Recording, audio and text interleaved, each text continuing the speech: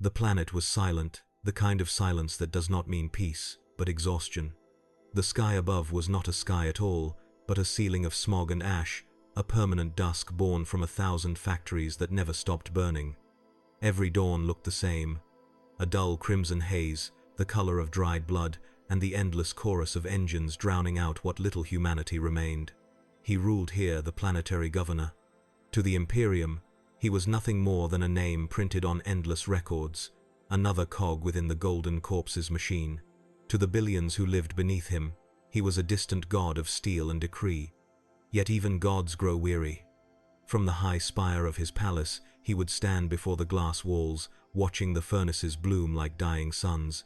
The city stretched outward, vast hives of iron stacked upon ruins of older hives, generations of laborers born, worked, and buried in the same kilometer of dust.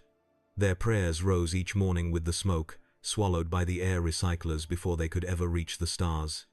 He once believed that Terra saw him, that somewhere beyond the warp storms, beyond the veil of bureaucratic eternity, the High Lords of Terra might whisper his name in their councils, acknowledging his devotion, his faith. But as the years bled into decades, the silence from Terra became heavier.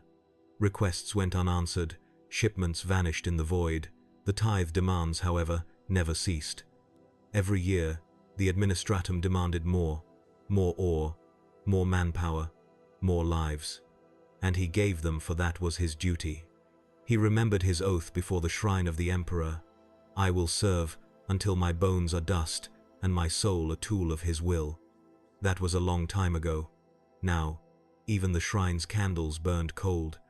He sometimes walked among the outer factories in disguise, a rare act of defiance against his own gilded captivity. The people did not recognize him, they bowed only to the symbols on his uniform. He saw them, though.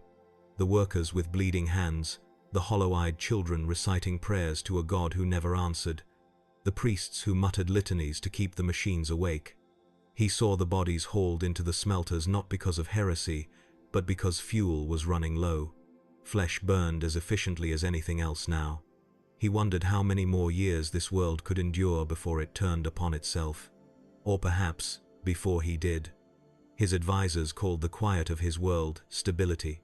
He called it resignation. For there was no faith left here,